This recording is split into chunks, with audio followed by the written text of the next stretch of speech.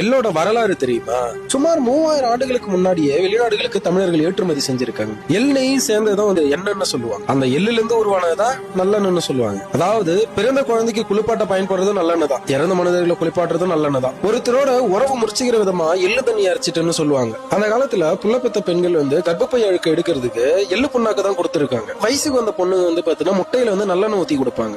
அசைவம் வந்து அதிகமா சாப்பிட்டு இருக்கிறவங்களுக்கு வயிறை சுத்தம் பண்றதுக்கும் எள்ளு புண்ணாக்கு தான் கொடுத்திருக்காங்க. அந்த காலத்துல வெயில்ல வெளில போயிட்டு வரவங்க வீட்டுக்கு வந்த உடனே கொஞ்சம் எள்ளு தின்னுட்டு தண்ணி குடிக்கிற வழக்கம் இருந்திருக்கு. இதெல்லாம் தாண்டி அந்த காலத்துல ஓலைச்சுவடிக்கு வந்து எள்ளு புண்ணாக்கு கொடுத்து பண்டமாற்று முறை பண்ணிருக்காங்கன்றது இன்னும் எவ்வளவு பெரிய வியப்பான தகவல் இல்லையா? பல்லாயிரம் ஆண்டுகள் வாய் வழியா கடந்து இன்னைக்கும் பழமொழியா நம்ம கிட்ட பயணிச்சுக்கிட்டு தான் இருக்கு. எள்ளுன்னா எண்ணெயா வருவா, எள்ளுதான் எண்ணெய்க்கு காயுது, எள்ளு புழுக்க எதுக்கு காயுது, ஏழைக்கேத்த எள்ளுருண்ட, இது போல இன்னைக்கு நம்ம கிட்ட கடந்து வந்துகிட்டே தான் இருக்கு. அதை தாண்டி சங்க இலக்கியங்கள்ல பல இடங்கள்ல வந்து எள்ள பத்தின குறிப்பு இருக்கு. இந்த அளவுக்கு தமிழர்கள் தாவரவியலை தன்னுடைய வாழ்வியல்ல பயன்படுத்தி இருக்காங்க போது இதை விட வியப்பானதுன்ட்டு வேற எதுவுமே கிடையாது. ஆனா இன்னைக்கு நல்லெண்ணெய் தாண்டி நம்ம கிட்ட ஒண்ணுமே இல்லை.